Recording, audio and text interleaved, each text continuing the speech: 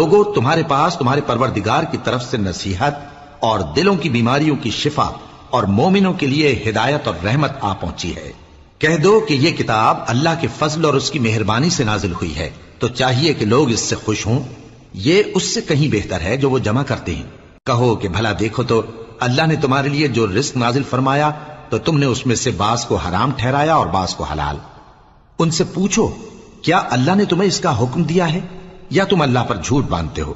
اور جو لوگ اللہ پر جھوٹ باندھتے ہیں وہ قیامت کے دن کی نسبت کیا خیال رکھتے ہیں؟